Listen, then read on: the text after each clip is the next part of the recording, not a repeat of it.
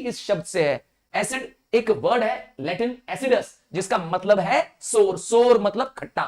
तो अंगूर खट्टा, एप्पल खट्टा, कच्चा आम खट्टा, समझ गया क्या? लेमन नींबू खट्टा, करौंदी खट्टा, इमली खट्टा।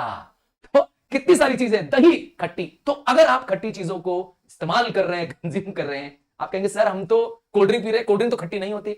नहीं नहीं, कोल्ड ड्रिंक में कार्बोनिक एसिड होता है। तो आप एसिड का कंजम्पशन अपनी पूरी लाइफ में कर रहे हैं, थ्रू आउट लाइफ कर रहे हैं। तो समझते हैं एसिड क्या है। तो एसिड स्टोर टेस्ट करने वाला एक एक एक कंपाउंड है। और कैसा कंपाउंड है? एक ऐसा कंपाउंड जिसमें कम से कम एक हाइड्रोजन एटम तो है, वन और मोर हाइड्रोजन एटम है। और इसको अगर पानी में मिला देंगे तो ये हाइड्रोनियम आयन प्रोड्यूस करेगा as the only positive ion. Keyword याद रखिए, हाइड्रोनियम आयन। सर ये होता क्या है? आइए एक एग्जांपल से समझते हैं। एक एग्जांपल समझते हैं, HCl। आप कहोगे सर हमें मालूम है HCl तो हाइड्रोक्लोरिक एसिड है। तुम सही कह रहे हो। तो HCl H+ और Cl माइनस, आपको तो याद होगा हमेशा जो पहले होते हैं, ये जो पहला होता है वो पॉजिटिव होता है और जो बाद वाला होता है वो नेगेटिव होता है। आपको तो पता ही यही बात। तो ये पॉजिटिव है H+, तो क्या पता चल रहा है कि इसमें एक पॉजिटिव आयन ऑफ हाइड्रोजन है। अब इसमें वाटर मिला दो, इस H+ आयन में पानी मिला दिया जाए तो ये बन जाएगा H3O+। यही है हाइड्रोनियम आयन। तो ये हाइड्रोनियम आयन पहचान है एसिड की। तो कोई भी कंपाउंड जो पानी में क्या करे, हाइड्रोनियम आयंस प्रोड्यूस करे as the only positive ion. देखिए इसमें प्लस साइन लगा हुआ है, प्लस साइन लगा हुआ है। सो यही एक पॉजिटिव आयन प्रोड्यूस करता है एक एसिड। ये इसकी पहचान है। आओ कुछ एसिड्स जो हमने आपके साथ डिस्कस किए। एसिटिक एसिड, सिरका जो हमने बताया वो विनेगर में पाया जाता है। सिट्रिक एसिड मतलब जितने भी खट्टे फल तुम खाते हो, चाहे वो नींबू खाओ, चाहे वो ऑरेंज पियो, ऑरेंज का जूस पियो, तो ये क्या है? Citric acid. बटरिक एसिड किसमें है? Rancid butter. जो बटर सड़ जाए, सड़े हुए बटर में रेंसिड एसिड है, ठीक है, ताजे बटर में नहीं है। हाइड्रोक्लोरिक एसिड किसमें है? आपके खुद के स्टमक में है। हाँ, तुम्हारा बॉडी खुद एसिड प्रोड्यूस करता है, HCl एसिड प्रोड्यूस करता है। गैस्ट्रिक जूस स्टमक में पैदा होती है। कभी कभी ऐसा नहीं होता है पेट में गुड़गुड़ गुड़गुड़ होने लगती है? ऐसा होता है कभी? ऐसा तब होता है जब आप टाइमली अपना खाना ना खाएं, है ना, आप कोई मील अपना मिस कर दें, तो पेट में गैस्ट्रिक जूस क्या करती है? एसिड प्रोड्यूस करती है जो आपके स्टमक की वॉल्स को जला देती है। हाँ, स्टमक की इनर लाइनिंग को ये HCl आपको क्या करता है? कुरकुर करने लगता है, इसीलिए जलन पेट में महसूस होती है। कभी कभी होता है ना, खट्टे डकार आते हैं, तो क्या इलाज है? तुम कहोगे सर इनो ले लो, समस्या खत्म। तो इनो है क्या actually? Milk of magnesia. Actually में आप बेस ले रहे हैं उस एसिडिक को क्या करने के लिए? कैंसिल आउट करने के लिए। तो एसिड के इफेक्ट को खत्म करता है बेस। चलो और एग्जांपल देखें। फॉर्मिक एसिड, ये कहां मिलता है? कहां मिलता है? स्टिंग ऑफ बी और एंट। कभी चींटी ने, कभी मधुमक्खी ने आपको काटा है? शायद अगर मधुमक्खी ने काटा होगा तो मुझे लगता है आज तक आप भूल नहीं पाए होंगे। वह दर्द, वहां पे एकदम सूजन सी हो जाती है ना? खूब ज्यादा दर्द होता है। क्यों? क्योंकि फॉर्मिक एसिड एक बॉडी में एंटर करने के बाद खूब सारा क्या करता है? पेन देने लगता है। आपको तरीका पता है कैसे उसको दर्द कम करना है? आप वहां पर चूना लगा दीजिए, सबसे आसान तरीका है। हाँ, वो जो पान में चूना होता है वो लगा दीजिए, क्योंकि वो बेस है। और अगर आपको चूना नहीं है, आसपास चूना नहीं मिल रहा है, तो आप क्या करिए? आयरन से, मेटल आयरन से उस जगह रब कर दीजिए जहां पर आपको मधुमक्खी ने काटा है। क्या कभी आपको काटा था क्या? देख लीजिएगा, आप ऐसा करिए, आपको तुरंत आराम मिलेगा। तो फॉर्मिक एसिड। लैक्टिक एसिड, आप रोज दही खा रहे हैं, दही खा रहे हैं तो लैक्टिक एसिड पी रहे हैं, या आप लस्सी पी रहे हैं तो भी क्या कर रहे हैं? पंजाब गए हैं तो भी आप लैक्टिक एसिड ले रहे हैं। एप्पल खा रहे हैं, मैलिक एसिड है। और अगर ऑलिव ऑयल घर में आपके यूज होता है, बहुत सारे लोग घर में आजकल यूज कर रहे हैं ऑलिव ऑयल अपने कुकिंग ऑयल के रूप में, तो आप बॉडी में क्या ले रहे हैं? Oleic acid. और अगर आप टमाटर खा रहे हैं तो ऑक्सैलिक एसिड। और फैट्स है आपके खाने में, हाँ भाई ऑयल तो होगा ही होगा हमारे खाने में, स्टीयरिक एसिड, क्योंकि फैट्स आगे जाके फैटी एसिड्स और ग्लिसरॉल में ब्रेक हो जाता है। हाँ, जो फैटी एसिड्स, जो फैट वाला पदार्थ हम खा रहे हैं, जो ऑयली पदार्थ खा रहे हैं, वो नहीं मालूम था तुम्हें? हाँ, तुम खा रहे हो, जब तुम पुड़िया तल के खा रहे हो, तुम जब समोसा खा रहे हो मार्केट से, तो तुम्हारी बॉडी में ये स्टीयरिक एसिड जा रहा है। और ग्रेप्स खा लो, टर्मरिन खा लो और एप्पल्स खा लो। ये टर्मरिन क्या होता है? इमली, खट्टी खट्टी इमली। क्या है उसके अंदर? Tartaric acid. और इवन हमारे यूरिन में भी यूरिक एसिड है। अगर बॉडी में यूरिक एसिड रुकने लगा तो किडनी स्टोन्स होने लगेगा। किसी किसी को पथरी हो जाती है ना, वो यही इसी का रूप है। तो यूरिक एसिड हमारे यूरिन से पास आउट होता है। क्लियर? तो ये है एसिड्स जो आपके आसपास है और आप यूज कर रहे हैं, कंज्यूम कर रहे हैं। ठीक है, आइए समझते हैं एसिड्स के टाइप को। पहला, on the basis of source. तो एसिड जो प्लांट से पाया जाए, मतलब नेचर से मिल जाए, उस एसिड्स को हम लोग कहते हैं ऑर्गेनिक एसिड्स। ज्यादातर ये एसिड्स कैसे होते हैं? क्योंकि ये प्लांट से मिलने वाले होते हैं, मतलब ये वीक एसिड्स होते हैं, मतलब आप इसको कंज्यूम कर सकते हैं। इसीलिए मैंने कहा एप्पल मैलिक एसिड देता है, तो टर्मरिन और ग्रेप्स क्या देते हैं? टार्टरिक एसिड देते हैं। तो ये एसिड्स आप कंज्यूम कर लेते हैं क्योंकि ये एसिड वीक होते हैं। जब ये आपकी बॉडी में जाते हैं तो ये आयंस और मॉलिक्यूल्स दोनों ही बनाते हैं। तबकि मिनरल एसिड्स जो होते हैं वो क्या होते हैं, इनऑर्गेनिक एसिड्स होते हैं। मिनरल मतलब समझ गए, धरती से पाए जा रहे हैं, जैसे कि HCl, जैसे कि सल्फ्यूरिक एसिड, ये मिनरल एसिड है, स्ट्रॉन्ग एसिड है। गलती से टेस्ट करने की कोशिश आपकी लैब में, जब आप केमिस्ट्री लैब जाएं तो प्लीज आप बहुत कहते हैं ना केयरफुली एसिड से डील करिए। आपके जो लैब में स्टैंड बने हुए हैं उसमें एसिड्स में लिखा रहता है ना, डाइल्यूट HCl, कॉन्सेंट्रेटेड HCl। तो जो कॉन्सेंट्रेटेड एसिड्स हैं उन एसिड से आप बहुत सेफली डील करिए। कभी भी अपने फिंगर में या बॉडी पार्ट में उसको टच मत होने दीजिए। No playing with the acids because they are dangerous, they causes skin burns. आपकी स्किन जल सकती है, बर्न हो सकती है, ऊपर पपड़ी ब्लिस्टर्स आ सकता है, इसलिए केयरफुल रहिए। तो इनऑर्गेनिक एसिड स्ट्रांग होते हैं, वो कंप्लीटली आयनाइज कर जाते हैं। एग्जांपल हो गया HCl या सल्फ्यूरिक एसिड। अब आता है कुछ एसिड्स डिपेंड करते हैं कॉन्सेंट्रेशन पर। तो कॉन्सेंट्रेटेड अगर एसिड है तो समझ जाइए उस एसिड में एसिड की मात्रा पानी की मात्रा से ज्यादा है। तो when the amount of acid is more in comparison to the amount of water, तो समझ जाइए वो एसिड कॉन्सेंट्रेटेड है। क्लियर है? इसका उल्टा कर दो तो क्या है, डाइल्यूट। डाइल्यूट एसिड्स में पानी ज्यादा है और एसिड कम है। जैसे आपको कहीं लिखा है आपके लैब में कि डाइल्यूट HCl, तो समझ जाइएगा कि इसमें पानी की मात्रा ज्यादा होगी और एसिड की मात्रा कम होगी। अब तो ये समझ में आ गया।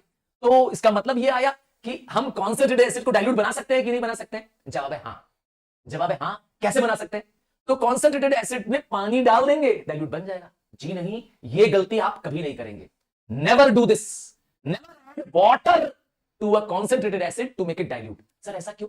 अरे आपने वाटर डाला तो कॉन्सेंट्रेटेड एसिड एक्सप्लोसिव नेचर का होता है, उसमें एक्सोथर्मिक रिएक्शन होता है, मतलब बहुत सारी हीट रिलीज होती है। वो पानी क्या करेगा, एकदम बर्ट अप कर जाएगा, स्प्लैश अप कर जाएगा, साथ में एसिड भी आपके मुंह पे आ जाएगा। तो बैक स्प्लैश हो जाएगा, तेजी से क्या हो जाएगा, एसिड क्या होगा, छपक के आपके ऊपर आ जाएगा। इसीलिए गलती कभी नहीं करेंगे। Never add water to a concentrated acid to make it dilute. तो उल्टा कर दे भाई, उल्टा कर दे। क्या करना है, एक वाटर का बीकर ले लो। क्या ले लो? एक बीकर ऑफ वाटर ले लो, इसमें पानी भर दो। ठीक है, इसमें पानी भर दो। अब क्या करो, एक कॉन्सेंट्रेटेड एसिड को डालने के लिए डायरेक्ट पोर मत करना, एक ग्लास रॉड ले लो और इस ग्लास रॉड पर धीरे धीरे धीरे एसिड को पोर करो। या इस ग्लास रॉड पे एसिड को पोर करो। जब थोड़ी ग्लास रॉड से एसिड लुढ़क के अंदर चली जाए, फिर क्या करो, थोड़े से एसिड जाने के बाद स्टीयर कर दो और हर थोड़ी देर बाद फिर करते रहो स्टीयर। क्या होगा, धीरे धीरे ये वाटर क्या हो जाएगा, डाइल्यूट एसिड में चेंज हो जाएगा। क्लियर? तो कॉन्सेंट्रेटेड को डाइल्यूट ऐसे बनाया जा सकता है। आइए कैसे पता करें कि एसिड स्ट्रॉन्ग है कि नहीं है? कॉन्सेंट्रेटेड और स्ट्रॉन्ग एसिड में लोग कंफ्यूज करते हैं। तो जब हम स्ट्रेंथ ऑफ एसिड मतलब कहते हैं कि एसिड बहुत स्ट्रॉन्ग है, तो वो क्या है, स्ट्रेंथ क्या है? तो स्ट्रेंथ है कॉन्सेंट्रेशन ऑफ हाइड्रोनियम आयंस। उस एसिड में हाइड्रोनियम आयंस कितना है, कितनी ज्यादा उसकी कॉन्सेंट्रेशन है। The higher the concentration of hydronium ion, the strength of the acid is higher, मतलब वो एसिड स्ट्रॉन्ग है। क्लियर? समझाने के लिए कहते हैं कि अगर कोई एसिड है, जैसे HCl है, ठीक है, आपके पास HCl एसिड है, वो डाइल्यूट HCl है, ध्यान से सुनिएगा। पर आपके पास कार्बोनिक एसिड है, जो आप कोल्ड ड्रिंक पीते हैं ना, वो कार्बोनिक एसिड है। तो कार्बोनिक एसिड है, वो कॉन्सेंट्रेटेड है, फिर भी आपका डाइल्यूट एसिड उससे ज्यादा स्ट्रेंथ रखता है। मतलब डाइल्यूट एसिड इज स्ट्रॉन्गर, ज्यादा स्ट्रॉन्ग। एसिड डाइल्यूट है, क्यों? क्योंकि इसकी स्ट्रेंथ ज्यादा है। क्लियर? तो किस पे स्ट्रेंथ डिपेंड करती है? कैसे पता करते हैं कि एसिड बहुत स्ट्रॉन्ग है ये वाला? हाँ, कैसे पता चलता है? क्या देखते हैं उसमें? तो पहले क्या देखना होता है, देखना होता है डिग्री ऑफ आयनाइजेशन। मतलब अगर उसको पानी में मिला रहे हैं तो कितने हद तक आयन बन रहा है। अगर पूरा ही एसिड आयन बन जा रहा है तो समझ जाओ कि एसिड बहुत स्ट्रॉन्ग है। और एसिड को पानी में मिला रहे हैं, उसमें आयंस और मॉलिक्यूल्स दोनों फॉर्म हो रहे हैं, तो समझ जाओ कि वो पार्शियली स्ट्रेंथ एसिड है, मतलब थोड़ा वीक एसिड है। और अगर एसिड को पानी में मिला रहे हैं, सिर्फ मॉलिक्यूल्स पैदा हो रहा है, तो समझ जाओ सबसे वीकेस्ट एसिड है। समझ में आ गया? क्या पैदा होना चाहिए? आयंस प्रोड्यूस होना चाहिए। कौन से आयंस? Hydronium ions. ठीक है ना? क्योंकि डेफिनेशन बताया था कि acid produce hydronium ions as the only positive ions in complete ionization. तो और क्या करना है, चेक करना है कि हाइड्रोनियम आयंस का कॉन्सेंट्रेशन कितना है। दो चीज से पता चल जाएगा स्ट्रेंथ ऑफ एसिड। अब आप क्वेश्चन पूछेंगे, सर ये डिग्री ऑफ आयनाइजेशन का फॉर्मूला पूछा जाए क्या? हाँ, एक फॉर्मूला है। देखिए सिंबॉलिक लिख रहे हैं अल्फा, डिग्री ऑफ आयनाइजेशन क्या लिख रहे हैं? अल्फा।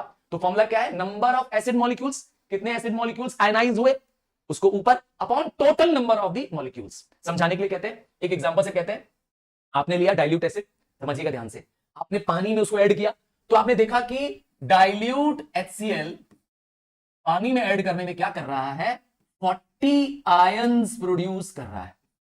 टोटल कितने मॉलिक्यूल्स हैं उसके अंदर? लेट्स अज्यूम कि टोटल मॉलिक्यूल है उसके अंदर 100। ठीक, तो 40 आयंस प्रोड्यूस कर रहा है हाइड्रोनियम के इस 100 में से। तो अब इसको परसेंट से मल्टीप्लाई, परसेंट में चेंज करना है, इंटू 100 कर दो, तो आपका आंसर आ रहा है 40%। तो जिसका भी परसेंट 30 से ज्यादा आता है, समझ जाओ कि वो एसिड स्ट्रॉन्ग एसिड है। क्लियर? क्या नंबर है? 30%। If the degree of ionization is greater than 30%, then the acid is strong, and if it is less than 30%, then the acid is weak. Clear है? समझ में आ गया?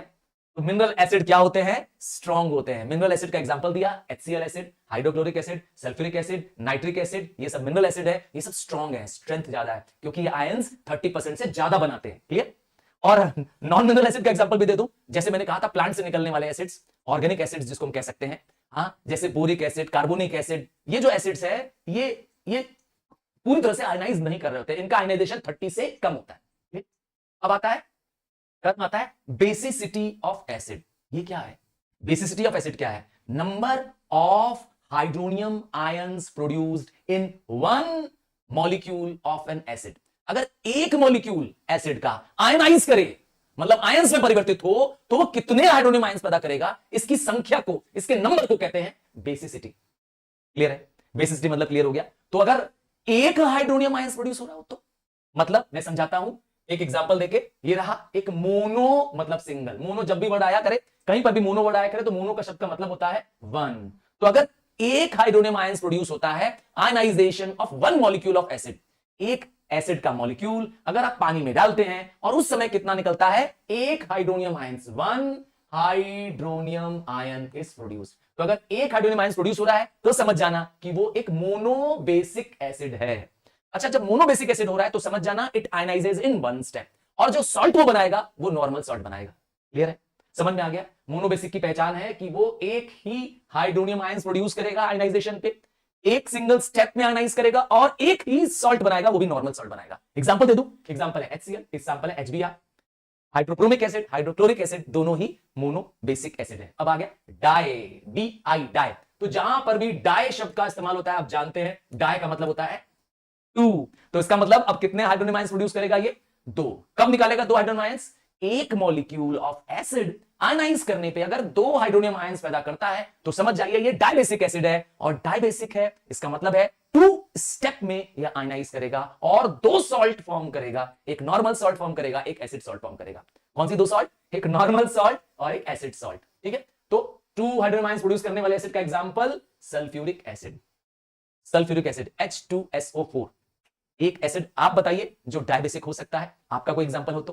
क्या मैंने दिया? H2SO4, sulphuric acid. आइए ट्राइबेसिक पे आते हैं, जब तक आप सोचिए और लिखिए। हाँ, tricycle, try rickshaw, try word जैसे ही वर्ड आ जाता है TRI, तो आप जानते हैं 3 शब्द से बनाया गया है, तो ऑब्वियस सी बात है इसमें 3 हाइड्रोनियम आयंस होंगे। क्लियर है? नाम पे ही छुपा है, मत याद करो भाई, सिर्फ एक बेसिक डेफिनेशन याद करो जो ऊपर लिखी है ब्रैकेट में, ये बस इस डेफिनेशन को याद कर लो और बता दो कितने हाइड्रोनियम आयंस प्रोड्यूस हो रहे हैं, कितने होंगे, क्योंकि ट्राई लिखा है तो 3 हाइड्रोनियम आयंस प्रोड्यूस होंगे। तो इसका मतलब है जब ये आयनाइज करेगा तो 3 स्टेप में आयनाइज करेगा। तो this acid ionizes in 3 steps, मतलब 3 बार में क्या होगा, ये आयंस प्रोड्यूस करेगा हाइड्रोनियम, और एक नॉर्मल सॉल्ट और 2 एसिड सॉल्ट प्रोड्यूस करेगा। कितना मैंने बताया? एक नॉर्मल सॉल्ट प्रोड्यूस करेगा और 2 एसिड सॉल्ट प्रोड्यूस करेगा। ये समझ में आ गया? टोटल कितने हो गए? 3 सॉल्ट बना करेगा। मोनोबेसिक 1 सॉल्ट, डाइबेसिक 2 सॉल्ट और ट्राइबेसिक 3 सॉल्ट। क्या कोई ऐसा एसिड भी है जिसकी बेसिसिटी 4 है? आपको बताना है। Give one acid which has basicity of 4। मैं बता दूंगा, पर मैं वेट कर रहा हूं आप सबके रिप्लाई का, मैं बताऊंगा टॉपिक क्लियर करने के बाद। ठीक है? आप बताइए give an acid which has a basicity of 4। मैंने 1, 2 और 3, ठीक है, 3 का एग्जांपल क्या दिया? Phosphoric acid. क्लियर है? Phosphoric acid H3PO4, phosphoric acid. चलो आगे बढ़ते हैं। 4 का आपको जवाब देना है जिसकी बेसिसिटी 4 है। अब आते हैं एसिड बनाए कैसे। बड़ा आसान है तरीका बनाने का, बस क्या करो, सिंथेसाइज कर दो। जब वर्ड सिंथेसिस आता है तो कंबाइनिंग आता है, जॉइनिंग आता है। तो आपको क्या करना है? बाइनरी एसिड, एक हाइड्रोजन, मतलब एक हाइड्रोजन लेना है और एक नॉन मेटल लेना है। क्या क्या लेना है बाइनरी एसिड के लिए? बाइनरी मतलब 2, एक हाइड्रोजन, क्योंकि आपको मालूम ही है हर एसिड में हाइड्रोजन होता ही है, तो एक हाइड्रोजन ले लीजिए और एक नॉन मेटल ले लीजिए, बन जाएगा एसिड। जैसे हाइड्रोजन और क्लोरीन, हाइड्रोजन क्लोराइड बन गया, हाइड्रोजन और ब्रोमीन, हाइड्रोजन ब्रोमाइड बन गया। कैसा बना? सिंथेसिस करके बना, कंबाइन करके बना, इसीलिए सिंथेसिस। नेक्स्ट देखिए, by action of water on non metallic और एसिडिक ऑक्साइड। अब क्या करना है, हमें सबसे पहले देखना है non metallic oxide. Non metallic oxide जैसे sulphur trioxide, sulphur non metal है, ध्यान दीजिएगा, या सल्फर डाइऑक्साइड या कार्बन डाइऑक्साइड, ठीक, ये सब है नॉन मेटल के ऑक्साइड। कार्बन नॉन मेटल है, ध्यान रखिएगा। तो नॉन मेटेलिक ऑक्साइड में क्या मिलाना है, नॉन मेटेलिक ऑक्साइड को एसिड ऑक्साइड कहते हैं, इसमें मिलाना है वाटर। क्या होगा, पानी मिलाते ही ये एसिड में चेंज हो जाएगा। जैसे सल्फर ट्राइऑक्साइड सल्फ्यूरिक एसिड बन जाएगा, सल्फर डाइऑक्साइड सल्फ्यूरस एसिड बन जाएगा, कार्बन डाइऑक्साइड कार्बोनिक एसिड बन जाएगा, फास्फोरस पेंटाऑक्साइड फास्फोरिक एसिड बन जाएगा, और नाइट्रोजन ऑक्साइड नाइट्रिक एसिड बन जाएगा। तो आप देख रहे हैं सारे non metal oxides water add करने पर एसिड बन जा रहे हैं। दो तरीका हो गया, ठीक है, दो तरीका हो गया। इसीलिए इन नॉन मेटल ऑक्साइड्स को हम कहते हैं एसिड एनहाइड्राइड। क्या कहते हैं, एसिड एनहाइड्राइड, मतलब एक ऐसा एसिड जो ड्राई स्टेट में है। क्या इन्हें क्या कहते हैं, sulphur trioxide sulphur dioxide acid anhydride, मतलब ये एसिड है ड्राई फॉर्म में है अभी, क्योंकि पानी नहीं है ना, और जैसे ही पानी डाल देते हैं तो एसिड बन जाता है। क्लियर, आगे बढ़े। एक तरीका और है एसिड बनाने का, by oxidation of non metal. तो ऑक्सीडेशन करने के लिए एक स्ट्रॉन्ग ऑक्सीडाइजिंग एजेंट की जरूरत है, और नाइट्रिक एसिड सारे एसिड्स में सबसे ज्यादा ऑक्सीडाइजिंग प्रॉपर्टी रखता है। सर नाइट्रिक एसिड, हाँ, HNO3 देख लीजिए, इसमें जो O है, क्या इसमें जो ऑक्सीजन है वो नेसेंट रूप में मौजूद है, यही इसको क्या करता है, नाइट्रिक एसिड को क्या बनाता है, एक स्ट्रॉन्ग ऑक्सीडाइजिंग एजेंट बनाता है। आप जानते हैं ऑक्सीडाइजिंग एजेंट का मतलब है जो किसी को ऑक्सीजन सप्लाई कर दे या किसी का हाइड्रोजन रिमूव कर दे, उसे कहते हैं ऑक्सीडाइजिंग एजेंट। देखिए ये नॉन मेटल को क्या करता है, नाइट्रिक एसिड ऑक्सीडाइज करके एसिड बना देता है। चलो एक एग्जांपल देखते हैं, सल्फर को देखिए, सल्फर एक नॉन मेटल है, बताइए नॉन मेटल, आप सोच रहे हैं क्या होता है, ये पूछ रहे हैं, अरे भाई मेटल तो शाइन करता है, मेटल में हाई मेल्टिंग बॉइलिंग पॉइंट होता है, मेटल लस्ट्रस होता है, जबकि नॉन मेटल ठीक उल्टे होते हैं। नॉन मेटल ब्रिटल होते हैं, नॉन मेटल न शाइन करते हैं, और नॉन मेटल में बॉइलिंग एंड मेल्टिंग पॉइंट भी लो होता है। नॉन मेटल जो होते हैं वो बेसिकली न मेलेबल होते हैं ना डक्टाइल होते हैं। Sulphur, phosphorus, carbon, nitrogen, oxygen, ये सब नॉन मेटल है। अब क्लियर, नॉन मेटल क्लियर। तो नॉन मेटल को क्या करो, एसिड से रिएक्ट कराओ, क्या बनेगा, एसिड प्रोड्यूस करेगा। देखिए सल्फर यहां जाकर ऑक्सीडाइज होके सल्फ्यूरिक एसिड बन गया। तो इस नाइट्रिक एसिड ने क्या कर दिया, उसको ऑक्सीडाइज कर दिया, सल्फर को ऑक्सीडाइज करके क्या बना दिया, सल्फ्यूरिक एसिड बना दिया। क्लियर, साथ में क्या रिलीज किया, वाटर एंड ऑक्साइड। सिमिलरली वो फास्फोरस को क्या चेंज कर देगा, फास्फोरिक एसिड। क्यों, क्योंकि मैंने बता दिया नाइट्रिक एसिड एक स्ट्रॉन्ग ऑक्सीडाइजिंग एजेंट होता है। ठीक है, तो क्या किया हमने, नॉन मेटल को ऑक्सीडाइज कर दिया और एसिड बना दिया। इस तरह से एसिड बन सकता है। ये lab preparation of nitric sulphuric acid भी है। ठीक है, अब आता है डिस्प्लेसमेंट से भी एसिड बन सकते हैं। डिस्प्लेसमेंट मतलब होता है एक एक्टिव मेटल एक लेस एक्टिव को क्या करता है, डिस्प्लेस भी कर सकता है। जैसे कि आप ध्यान से देखिए, यहां पर NaCl है, ये आपके घर की नॉर्मल सॉल्ट है, घर का नमक जो आप खाते हैं वो है NaCl, और एक लेस वोलाटाइल एसिड है सल्फ्यूरिक एसिड। सर ये वोलाटाइल क्या होता है, अरे एक ऐसा एसिड जो रूम टेम्परेचर पे ही क्या करे, भाप बन के उड़ जाए, उसे कहते हैं वोलाटाइल। तो मेजॉरिटी ऑफ एसिड्स क्या हैं, वोलाटाइल नेचर के हैं, और सल्फ्यूरिक एसिड एक नॉन वोलाटाइल नेचर का एसिड है, मतलब रूम टेम्परेचर में ये भाप बन के नहीं उड़ेगा। क्लियर, पर आप नाइट्रिक एसिड को अगर कहीं उसका कैप हटा दें, HCl का कहीं कैप हटा दें, समझ में आ रहा है, तो इन एसिड्स को अगर आपने क्या कर दिया, खुला छोड़ दिया, इनका ढक्कन रिमूव कर दिया, कुछ देर बाद कुछ दिन बाद आएंगे तो आपको एसिड नहीं मिलेगा। क्यों, क्योंकि रूम टेम्परेचर में ही भाप बन करके उड़ जाएंगे, क्योंकि वोलेटाइल एसिड है। क्लियर, तो आप क्या लेंगे, एक लेस वोलेटाइल एसिड लेंगे। ठीक है, ये आपका घर का नमक है, आपने एक लेस वोलेटाइल एसिड लिया, देखिए इसका हाइड्रोजन यहां आ जाएगा, रिप्लेस हो रहा है। डिस्प्लेस हम इसलिए नाम दे रहे हैं क्योंकि नाइट्रोजन एक्टिव है, ठीक है, वो डिस्प्लेस कर दे रहा है, देखिए हाइड्रोजन को। ठीक है, क्या हो रहा है, डिस्प्लेसमेंट। क्लियर, अब आप देखिए ये आपको बना दे रहा है सोडियम हाइड्रोजन सल्फेट, जो कि एक सॉल्ट है, मेटल्स एसिड सॉल्ट है, और क्या बन रहा है, HCl।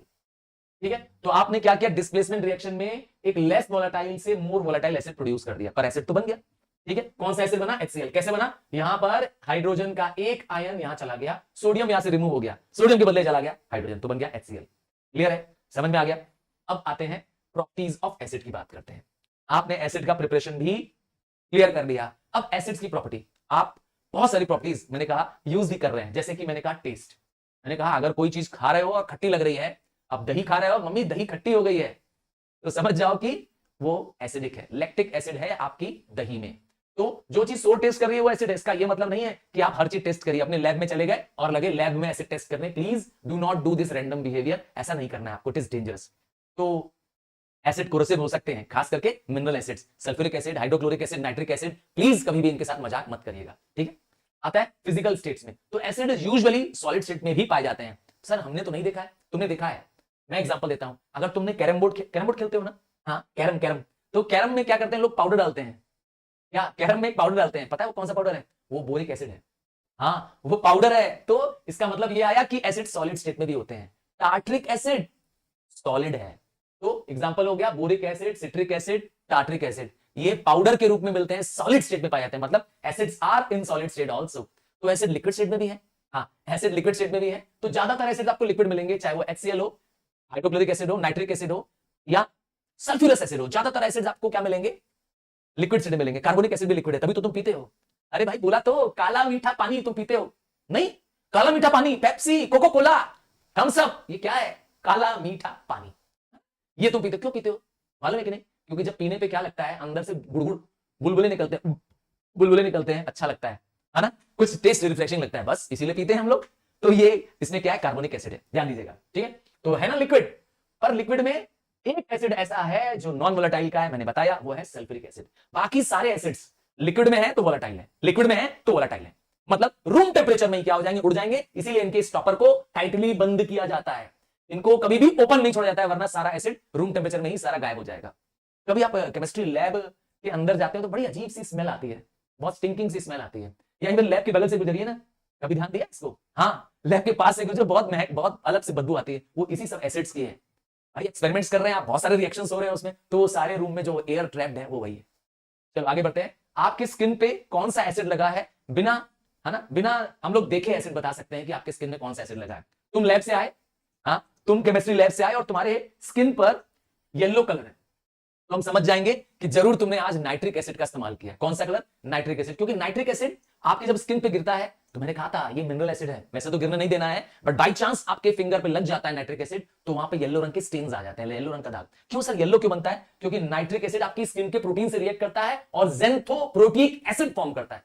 इतना याद नहीं करना है ज़ेंथोप्रोटिक एसिड, बस ये याद करना है कौन सा कलर फॉर्म करता है nitric acid, yellow colour form करता है। तो अगर आपके हाथ में ब्लैक रंग है कहीं पर, आपकी स्किन पे कहीं लैब में आने के बाद ब्लैक कलर दिख रहा है, तो समझ जाएंगे कि आपकी स्किन पे जरूर सल्फ्यूरिक एसिड टच किया था। और अगर अंबर कलर है तो HCl।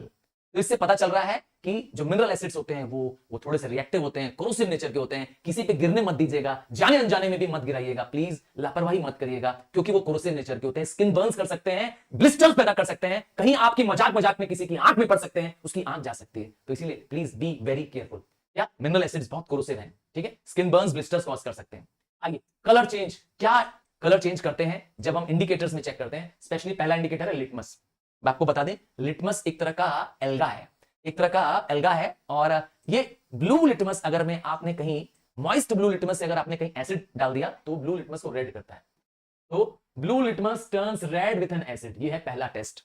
मतलब आपको चखने की जरूरत नहीं है, गलती से मत कर देना कि हम टेस्ट करें खट्टा है तो पता चलेगा, नहीं नहीं, रिस्क मत लीजिए। आप लिटमस पेपर लीजिए, आपको लैब में बहुत इजीली मिल जाएगा, छोटी सी स्लिप मिल जाएगी ऐसे ब्लू कलर की, ब्लू रंग का लिटमस पेपर ले लीजिए और इसमें थोड़ा सा पानी ड्रॉप लगा दीजिए, हल्का सा मॉइस्ट कर दीजिए, जल्दी रिएक्शन होगा, ठीक है। और इसमें क्या करिए, एसिड में डालिए, जैसे ही एसिड में डिप करेंगे क्या हो जाएगा, रेड कलर हो जाएगा। मिथाइल ऑरेंज, ये एक ऑरेंज कलर का लिक्विड होता है, एसिड में मिलाने के बाद क्या बन जाता है, पिंक। और फिनोप्थिलीन जो कि पानी जैसा दिखता है, फिनोप्थिलीन एकदम पानी जैसा लिक्विड होता है, वो चेंज नहीं करता, एसिड में ऐड करने पर क्या होगा, चेंज नहीं करेगा, तो टेस्ट हो जाएगा एसिड है कि नहीं है, ठीक है। और कुछ और भी टेस्ट किए जा सकते हैं, स्मेल से टेस्ट किया जाता है, कुछ ऐसे ऑब्जेक्ट्स होते हैं, कुछ ऐसे सब्सटेंसेज हैं जिसकी स्मेल बता देती है उनकी एसिडिटी और बेसिडिटी के बारे में। नहीं, जैसे आपने लौंग को सूंघा, आपके घर में कहीं प्याज छिल रहा हो, हाँ प्याज, आंख से आंसू आते हैं ना, कभी सोचा है क्यों, जब घर में मम्मी या कोई प्याज छिल रहा होता है, हाँ कांदा जिसको बोलते हैं ना आप लोग, तो ओनियन, तो उस समय उससे निकलने वाले जो एसिडिक वेपर्स होते हैं वो आपकी आंख में जा रहे होते हैं, उसकी वजह से हो रहा होता है।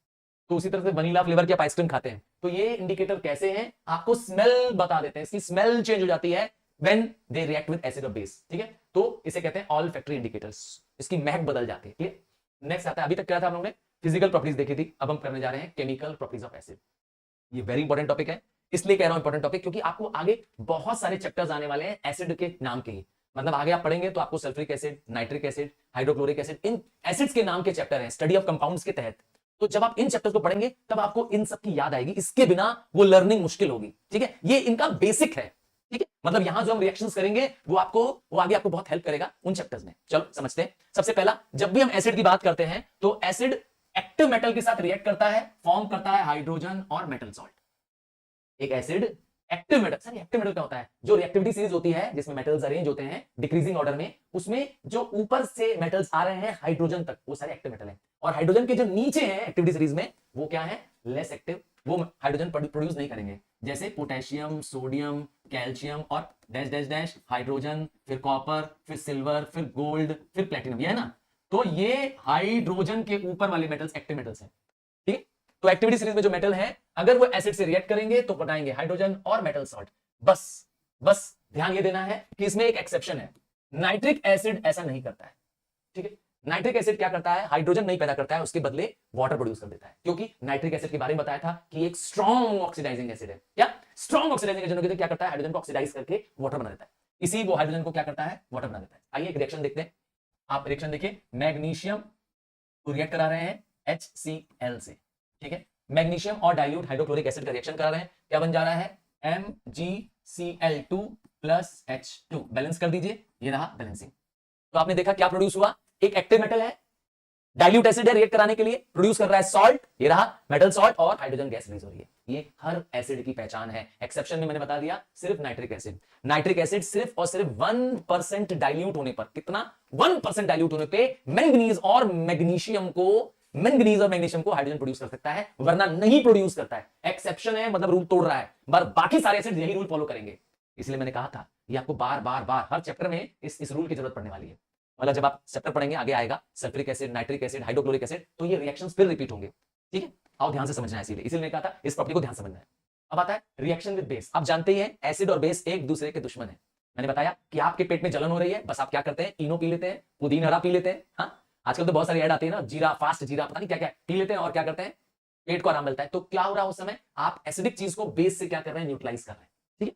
तो एसिड और बेस क्या कर जाते हैं? रिएक्ट कर जाते हैं। ध्यान से देखिए, acids react with bases to produce salt and water only. Only शब्द बहुत जरूरी है, क्योंकि इसके अलावा अगर कुछ और प्रोड्यूस हो रहा है, कोई सब्सटेंस प्रोड्यूस हो रहा है, तो वो न्यूट्रलाइजेशन नहीं है। ये सिर्फ दो ही सब्सटेंस प्रोड्यूस करेंगे, एक सॉल्ट और दूसरा क्या? वाटर, ठीक है। क्लियर है? तो इस रिएक्शन को कहते हैं हम लोग neutralisation reaction.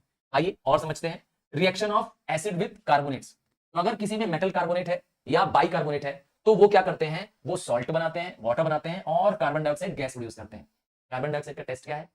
What is the test, lab test of the carbon dioxide? हाँ, तुमको बताना है। Test of the carbon dioxide type करो, तब तक मैं आपको इसका रिएक्शन दिखाता हूं। आइए देखते हैं। अब आपने लिया एक कार्बोनेट, एग्जांपल ले लेता हूं, कैल्शियम कार्बोनेट ले लिया, इसको रिएक्ट करा दिया एसिड से। Let's do it with sulphuric acid. करा दिया, कैल्शियम कार्बोनेट को सल्फ्यूरिक एसिड से रिएक्ट करा दिया, क्या निकलेगा? देखिए, कैल्शियम कार्बोनेट, देखिए कैल्शियम, ये दिख रहा है आपको, ठीक है। क्या बन जाएगा? सॉल्ट बन जाएगा, सल्फेट। कैल्शियम सल्फेट, सॉल्ट बन गई, सही है सर। कैल्शियम सल्फेट, सॉल्ट बना दिया, और क्या प्रोड्यूस करेगा? सॉल्ट, फिर वाटर, और क्या प्रोड्यूस करेगा? वाटर। कहां से आया वाटर? H2O। ये इससे आने वाला है हाइड्रोजन, इससे आने वाला है H2O। और क्या करने वाले हैं? और एक प्रोड्यूस हो रहा है उसमें कार्बन डाइऑक्साइड, देखिए CO2 कार्बन डाइऑक्साइड। तो एक मेटल कार्बोनेट एसिड के साथ रिएक्ट कर रहा है डाइल्यूट के साथ, तो क्या करेगा? मेटल का सॉल्ट प्रोड्यूस करेगा, वाटर प्रोड्यूस करेगा, और कार्बन डाइऑक्साइड। ये कार्बन डाइऑक्साइड प्रोड्यूस करना उसका टेस्ट है। टेस्ट है कि वो एक एसिड है। कार्बोनेट के साथ भी यही करेगा, और बाइकार्बोनेट मतलब होता है हाइड्रोजन कार्बोनेट्स, ठीक है। इन दोनों के साथ सेम रिएक्शन होगा। तो कार्बन डाइऑक्साइड का टेस्ट तुमसे पूछा था, तो कार्बन डाइऑक्साइड क्या करती है? लाइम वाटर को मिल्की बना देती है। एक लाइम वाटर में अगर कार्बन डाइऑक्साइड ऐड किया जाए, तो लाइम वाटर जो वाटर जैसा दिखता है, क्लियर वाटर जैसा दिखता है, इट टर्न्स मिल्की। ये टेस्ट है, ठीक है, confirmatory test for carbon dioxide. आगे बढ़े, एक और रिएक्शन समझे। एसिड्स जब रिएक्ट करते हैं सल्फाइड से या बायसल्फाइड से, सर ये सल्फाइड क्या होता है? आइए देखें सल्फाइड क्या होता है। SO3 is called as sulphide, और बायसल्फाइड क्या है? HSO3। तो अगर एसिड क्या करे? सल्फाइड से रिएक्ट करें तो क्या होगा? जैसे एग्जांपल देते हैं, कैल्शियम सल्फाइड रिएक्ट कर रहा है HCl से, क्या प्रोड्यूस होगा? कैल्शियम सल्फाइड है तो कैल्शियम क्लोराइड प्रोड्यूस करेगा, क्योंकि इसको सॉल्ट बनाना है, CaCl2, कैल्शियम क्लोराइड सॉल्ट है, और क्या प्रोड्यूस करेगा? वाटर प्रोड्यूस करेगा, H2O प्रोड्यूस करेगा, और जो सबसे इंपॉर्टेंट चीज है वो प्रोड्यूस करेगा सल्फर डाइऑक्साइड। ये सल्फर डाइऑक्साइड पहचान है सल्फाइड और बायसल्फाइड सॉल्ट की, ठीक है। ये सल्फर डाइऑक्साइड प्रोड्यूस करेगा। सल्फर डाइऑक्साइड एक एसिडिक गैस है, एक एसिडिक गैस है। बर्निंग सल्फर की इसमें से स्मेल आती है, जैसे बारूद में स्मेल आती है ना, किसी पटाखे जलने में स्मेल आती है, वैसी स्मेल आती है बर्निंग सल्फर की, समझ गए? स्मेल ऑफ बर्निंग सल्फर, तो ये प्रोड्यूस करेगा। हाँ, बैलेंसिंग आप कर लेंगे, ठीक है, आपको बैलेंसिंग कर लेनी है। इसके बाद क्या करना चाहते हैं, ध्यान से समझिएगा। जब आप ये जो प्रॉपर्टी है, ये आपको बाद में बार बार जरूरत पड़ने लगेगी, ठीक है। अब देखिए इसी तरह से एसिड्स रिएक्ट कर रहे हैं विद सल्फाइड, सल्फाइड मतलब सिर्फ एस, तो मेटल सल्फाइड तो एक एसिड है, जैसे लेता हूं जिंक सल्फाइड, इसको रिएक्ट करा रहा हूं किससे, हाइड्रोजन क्लोराइड से, डाइल्यूट हाइड्रोजन क्लोराइड से। देखा आपने, इस बार मैंने क्या लिया, एक सल्फाइड लिया, क्या लिया, सल्फाइड लिया, तो क्या होगा, देखिए सॉल्ट प्रोड्यूस होगी, यहां पे सॉल्ट होगी ZnCl, और क्या प्रोड्यूस होगा, एक हाइड्रोजन सल्फाइड होगा H2S। ये एक पंजेंट स्मेल है, स्मेल ऑफ रॉटन एग है, सड़े हुए अंडे की बदबू आती है, ये है हाइड्रोजन सल्फाइड गैस H2S। तो क्या पहचान है, मैं बार बार कह रहा हूं, ये क्यों काम आएगा, ये पहचानने में काम आएगा कि ये एसिड है। डाइल्यूट एसिड जब भी रिएक्ट करेगा किसी मेटल सल्फाइड से, तो वो क्या करेगा, हाइड्रोजन सल्फाइड गैस प्रोड्यूस करेगा। मैं पहले ही बोल चुका हूं, ये चैप्टर आपके आने वाले साइंस के कैरियर का, आपके फ्यूचर का एक बहुत इंपॉर्टेंट चैप्टर है, और आपके सिलेबस में इसकी बहुत आगे जरूरत पड़ने वाली है। जब आपका ये चैप्टर का कंसेप्ट क्लियर होगा, तो आगे जो एसिड्स के, जो स्टडी ऑफ कंपाउंड्स के चैप्टर है, वो भी आपको जल्दी समझ में आएंगे। क्लियर है, चलो आगे बढ़ जाते हैं, एक और समझ लेते हैं। एसिड्स जब रिएक्ट करते हैं क्लोराइड के साथ, नाइट्रेट के साथ, तो क्या होता है, ज्यादातर जो क्लोराइड्स हैं, specially barium chloride, lead chloride, ये डाइल्यूट HCl से भी रिएक्ट कर लेते हैं, और डाइल्यूट सल्फ्यूरिक एसिड से भी रिएक्ट कर लेते हैं। जब ये रिएक्ट करते हैं तो ये क्या करते हैं, ये एक प्रेसिपिटेट फॉर्म करते हैं, दे फॉर्म प्रेसिपिटेट, क्या बनाते हैं, प्रेसिपिटेट। प्रेसिपिटेट का मतलब होता है एक इनसॉल्युबल कंपाउंड फॉर्म करते हैं। क्लियर, जैसे आपने बेरियम क्लोराइड, बेरियम की सॉल्ट को क्या कर दिया, HCl के साथ रिएक्ट करा दिया, तो बेरियम क्लोराइड की क्या हो जाएगी, एक प्रेसिपिटेट फॉर्म हो जाएगी। जबकि कोई और सॉल्ट हो, जैसे सोडियम की सॉल्ट हो, सोडियम का क्लोराइड हो, या पोटेशियम का क्लोराइड हो, तो ये जब रिएक्ट करेगा तो सिर्फ और सिर्फ कॉन्सेंट्रेटेड से रिएक्ट करेगा, डाइल्यूट से रिएक्ट नहीं करेगा। क्लियर है, ये है properties of acid, chemical properties. Clear, आप कहां कहां यूज करते हैं एसिड्स, आइए देखिए। आई वॉश करने, मैंने बताया था, आई वॉश करने के लिए लोगों को, जो लोग आंख में कॉन्टेक्ट लेंस लगाते हैं, कभी देखा है कुछ लोग कॉन्टेक्ट लेंस लगाते हैं, क्या आप में से कोई कॉन्टेक्ट लेंस लगाता है, हाँ, अगर लगाता है तो कॉन्टेक्ट लेंस को जिस लिक्विड में क्लीन करते हैं ताकि आंख में फिट कर सके, वो बोरिक एसिड है। बोरिक एसिड में एंटीसेप्टिक प्रॉपर्टी होती है, मतलब जर्म को किल करने की एबिलिटी होती है। आपके घर में बहुत सारे ऐसे खाने हैं जिसके अंदर फूड प्रिजर्वेटिव पड़ा हुआ है, जैसे आपके घर में टोमेटो सॉस की बोतल है या केचप की बोतल है, तो उसके अंदर पहले से ही पड़ा हुआ है सिट्रिक एसिड। ठीक है, विटामिन सी की प्रिपरेशन में भी मदद करता है। अगर आपकी गलती से आपके स्कूल के यूनिफॉर्म में दाग लग जाए, खास करके इंक का, कभी कभी बच्चे कुछ बदमाशी कर देते हैं, या आपसे बाय मिस्टेक इंक का दाग लग जाता है, तो अब टेंशन लेने की तुम्हें जरूरत नहीं है। क्या, वो इंक का दाग तुम हटा सकते हो, क्या करना, थोड़ा सा ऑक्सैलिक एसिड उसके ऊपर डाल देना। तो ये जो लॉन्ड्री वाले होते हैं, हाँ, जो लॉन्ड्री वाले होते हैं, वो कैसे दाग रिमूव कर देते हैं, वो यही जानते हैं, उनको ये एसिड्स का यूज मालूम है, समझ में आया। तो वो आपके इंक के दाग को आपके कपड़ों से निकाल देते हैं, आप दे दीजिए ड्राई क्लीन करने, हो जाता है वहां पर। फिर आपको फ्लेवर ड्रिंक, आपको पेप्सी, कोको कोला, है ना, ये लिम्का क्यों पसंद है, क्योंकि ये कार्बोनिक एसिड से बनी है, इनके अंदर कार्बन डाइऑक्साइड को अंडर प्रेशर पास किया गया, समझ गए, फ्लेवर डाला गया है इसके अंदर। और बेकिंग पाउडर, बेकिंग पाउडर के अंदर क्या है, टार्ट्रिक एसिड। तो अगर खस्ता कचौड़ी बन रही है, हाँ, बेक करने का काम आता है, केक बनने में काम आता है, कचौड़ी जो कड़क बनती है ना, और जो पकौड़ी बनती है छन करके, नहीं मालूम है तुमको, पता करके देखना, अपनी मम्मा से पूछ के देख लेना कि वो क्या करती है, बेकिंग पाउडर डालती है। ब्रेड बनाने में, केक बनाने में तो डालती है, पकौड़ी को खस्ता बनाने के लिए, कचौड़ी को खस्ता बनाने के लिए भी बेकिंग पाउडर, टार्ट्रिक एसिड तुम खा रहे हो। और आपके घर में विनेगर है, खाने में यूज होता है, मैंने बताया था, आप मैगी खाते हैं या आप घर में चाउमीन आपके बनती है, यूज हो रहा है एसिटिक एसिड। और हाइड्रोक्लोरिक एसिड कहां यूज हो रहा है तुम्हारे घर में, टॉयलेट क्लीनर के रूप में यूज हो रहा है, नहीं मालूम होगा शायद तुमको। हाँ, बहुत सारे लोग आज भी अपने घरों में, अपने वॉशरूम्स को, अपने टॉयलेट के पॉट को क्लीन करने के लिए HCl का इस्तेमाल करते हैं। हालांकि इट इज डेंजरस, आजकल वो बहुत सारे हार्पिक और बहुत सारे ऐसे प्रोडक्ट्स आ गए हैं जो वॉशरूम क्लीनर्स हैं, बट यूज हो रहा है, मैं बता सकता हूं। तो HCl क्या करता है, मेटल को पिकल करने के, मेटल की सरफेस को क्लीन करने के काम आता है। बेंजोइक एसिड भी प्रिजर्वेटिव है, खाने को प्रिजर्व करता है, लंबे समय यूज कर सकते हैं। एक्सप्लोजिव बनाने में काम आता है nitric acid, and last fertilizer. ये सब क्यों पढ़ रहे हैं, क्योंकि आपको यूज देकर के एसिड का नाम पूछा जा सकता है। क्लियर, बात करते हैं कड़वे चीजों की। हो गई बहुत खटाई, बहुत खट्टा खा लिया तुमने, है ना, नींबू खाया, दही खाई, है ना, ग्रेप्स खाए, मैंगो खाया, बहुत सारे खट्टे फल में एप्पल खाया। अब कड़वे की बात करते हैं। कभी पेस्ट खाई है, कभी करेला खाया है, कभी साबुन की झाग या साबुन को कभी मुंह में चखा है, क्या कहते हो, हाँ, यही तुम्हारा रिएक्शन होगा, क्योंकि ये सारी चीजों मैंने जो दी ये सब बिटर है। टूथपेस्ट भी शरीर के अंदर, दांत तक लगाने तक तो ठीक है, शरीर के अंदर आपको जाना अच्छा लगता है, बहुत कड़वा लगता है टूथपेस्ट, चाहे वो कोई भी टूथपेस्ट हो, तो टूथपेस्ट बिटर है, कड़वा है। तो anything that taste bitter is base. So B से बेस, बी से बिटर। करेला खाया है क्या तुमने, नीम की निगोड़ी खाई है क्या, हाँ, नीम की दतुन की है क्या, सच्ची, हाँ, इसीलिए तुम कर रहे हो क्योंकि ये सब कड़वे हैं। पर याद रखना, ये आपके शरीर के लिए बहुत फायदेमंद भी है। हम अगर नीम से दतुन करते हैं तो दांत साफ होते हैं, क्योंकि वो बेसिक प्रॉपर्टी का है। हमारे दांतों में एसिडिक पैदा हो जाता है, हमारे दांत में एसिड बन जाता है, जिससे दांत में कैविटीज हो जाती हैं बैक्टीरिया की वजह से। और जब हम बेस लगाते हैं, दतुन लगाते हैं, टूथपेस्ट लगाते हैं, तो वो क्या करता है, एसिड को क्लीन कर देता है। इसीलिए हर दिन न्यूट्रलाइजेशन रिएक्शन आपके मुंह में हो रहा है, नहीं मालूम था ना। चलो, तो बेस क्या है, एक ऐसा सब्सटेंस है। तो base is an oxide of metal और हाइड्रोक्साइड ऑफ मेटल। तो चाहे मेटल का ऑक्साइड ले लो, हाँ कैल्शियम ऑक्साइड मेटल ऑक्साइड हो गया, या कैल्शियम हाइड्रोक्साइड, दोनों ही क्या है, बेस। तो it is a metallic oxide और हाइड्रोक्साइड, इवन अमोनियम भी, अमोनियम हाइड्रोक्साइड भी क्या है, एक बेस है। और बेस की क्या खास बात होती है, ये जब भी एसिड से रिएक्ट करेगा तो सॉल्ट एंड वाटर ही बनाएगा, ठीक है। तो बेसिक ऑक्साइड कैसा ऑक्साइड है, एक मेटेलिक ऑक्साइड बेसिक ऑक्साइड होता है। जबकि बेसिक हाइड्रोक्साइड क्या होगा, एक ऐसा हाइड्रोक्साइड जो मेटल से बना हुआ है, ध्यान दीजिएगा मेटल ही होना चाहिए, अमोनियम एक्सेप्शन है, ठीक है। तो अल्कली क्या है सर, ये कौन सी कली है, किस पेड़ की कली है, तो alkali soluble bases are called as alkali, मतलब वो बेस जो पानी में सॉल्युबल हो जाए, डिसॉल्व हो जाए, उसे कहते हैं अल्कली। इसका मतलब all alkalis are bases but all bases are not alkalis. Clear, ध्यान दीजिएगा मेरी बात को। तो अल्कली क्या है, अल्कली एक बेस है, एक हाइड्रोक्साइड है जो पानी में डिसॉल्व हो जाता है और hydroxyl ions OH negative ions as the only negative ions produce करता है। ध्यान दीजिएगा मेरी बात को, क्या चीज प्रोड्यूस करता है, OH नेगेटिव आयंस प्रोड्यूस करता है as the only negative charge ions. Acid में बताया था hydronium ions as the only positive charge ions. चलो अब बेसिस की भी टाइप देख ले। तो on the base of strength, अगर स्ट्रॉन्ग अल्कली है तो क्या मतलब है, इसका मतलब है कि इस अल्कली में high concentration of OH minus ions है। जब इसको आयनाइज करें, जब इस अल्कली में पानी मिलाएं, इसको आयनाइज करें, तो देखेंगे इसमें high concentration of OH minus ions है। जैसे पोटेशियम हाइड्रोक्साइड, सोडियम हाइड्रोक्साइड, ये दोनों ही क्या है, स्ट्रॉन्ग अल्कली। ध्यान दीजिएगा, ये दोनों क्या है, स्ट्रॉन्ग है, मतलब पानी में कंप्लीटली पूरी तरह से आयनाइज हो जाते हैं। जबकि कुछ वीक अल्कली भी होती है, आगे वीक अल्कली है तो इसमें OH कम पैदा होगा, OH का कॉन्सेंट्रेशन कम होगा। तो क्या कीवर्ड है, लो कॉन्सेंट्रेशन, क्या, low concentration of OH minus ions. कौन सा एग्जांपल है, अमोनियम हाइड्रोक्साइड, कैल्शियम हाइड्रोक्साइड, ये क्या है, वीक अल्कली है, स्ट्रॉन्ग अल्कली नहीं है। चलो आगे बढ़ते हैं, on the basis of acidity. चलो इससे क्या समझते हैं, आपने एसिड में पढ़ा था on the basis of basicity. तो अब एसिडिटी की डेफिनेशन क्या है, एसिडिटी बताता है number of OH minus ions produced in one molecule of base. तो अगर वन मॉलिक्यूल ऑफ बेस को आप आयनाइज करोगे तो OH माइनस आयंस कितने निकलेंगे, इसकी संख्या को बताने को कहते हैं, इसके नंबर को कहते हैं बेसिस। एसिडिटी क्या कीवर्ड है, एसिडिटी।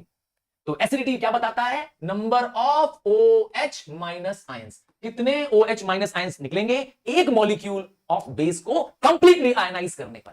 पूरा आयन बना दो, देखिए कितना निकलता है उसमें से। तो अगर एक निकल रहा है, अगेन मोनो, याद करिए मोनो मतलब क्या बताया था, एक। तो अगर एक OH माइनस आयंस निकल रहा है, इसमें कितना प्रोड्यूस होगा, 1 OH माइनस आयन प्रोड्यूस होगा। तो एग्जांपल क्या है, सोडियम हाइड्रोक्साइड या पोटेशियम हाइड्रोक्साइड, दोनों में 1 1 निकलेगा। दूसरा है डाई, मतलब डाई याद है ना, 2, तो इसमें 2 OH माइनस आयंस निकलेंगे। तो जब आयनाइज करोगे इसमें OH के 2 आयंस निकलेंगे। एग्जांपल हो गया कैल्शियम हाइड्रोक्साइड, और 3 भी है क्या, हाँ ट्राई एसिडिक, इसमें 3 OH माइनस आयंस प्रोड्यूस होंगे आयनाइजेशन पे। एग्जांपल है एल्युमिनियम हाइड्रोक्साइड OH3, देखिए यहां पर देखिए एल्युमिनियम हाइड्रोक्साइड। क्लियर हो गया एक एग्जांपल से।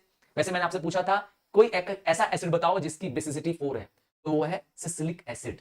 हाँ सिसिलिक एसिड, सिलिका से बना है ना, सिलिका से सिलिसिक एसिड, जो सिलिका का एसिड होता है वो है बेसिसिटी ऑफ 4। मैंने आपसे यहां पूछा था एसिडिटी का। आइए अब बेस को भी तैयार करते, भाई एसिड को प्रिपेयर करना सीखा था तो बेस भी आना चाहिए। तो बेस को बनाने भी कैसे बना सकते हैं, मेटल से।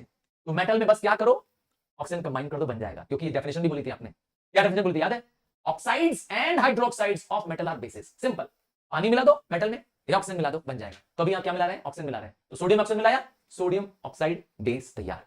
दूसरा देखिए पानी मिलाने वाले हैं, सोडियम में पानी मिला रहे हैं, sodium hydroxide plus hydrogen release, क्या है ये, बेस बन गया, हाइड्रोक्साइड है ना इधर।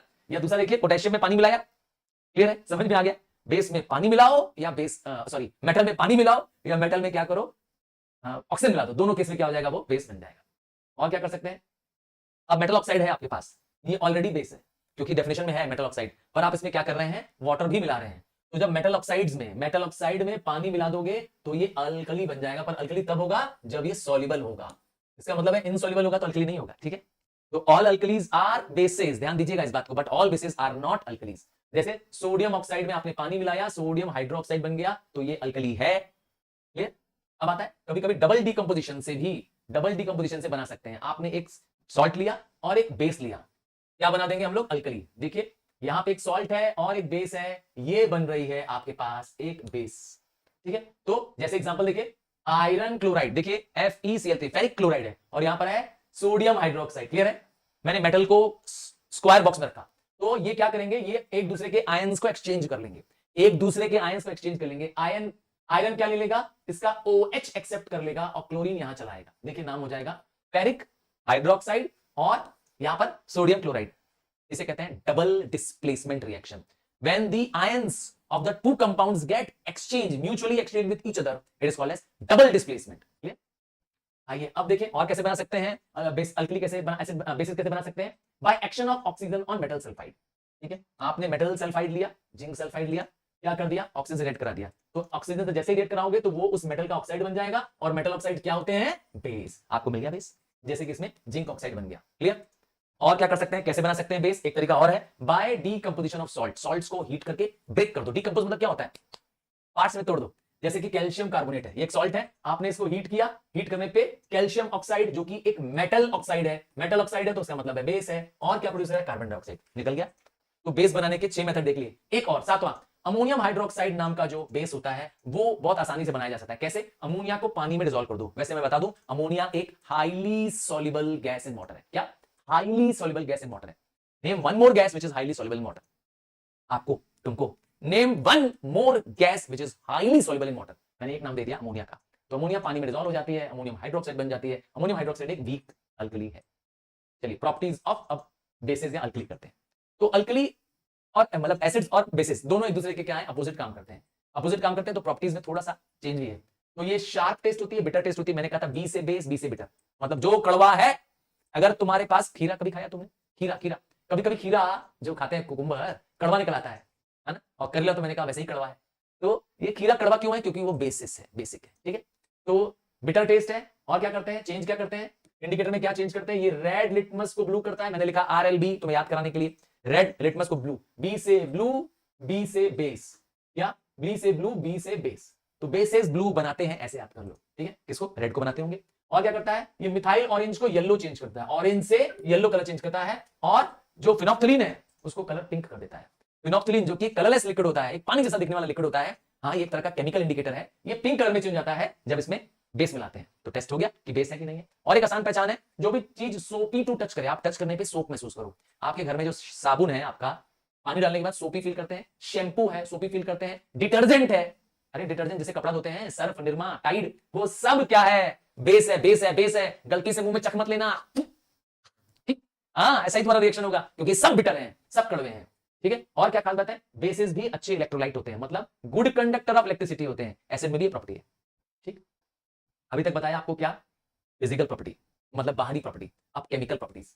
तो एसिड्स क्या कर सकते हैं, सॉरी अल्कलीज क्या कर सकते हैं, alkalis are good absorber of carbon dioxide.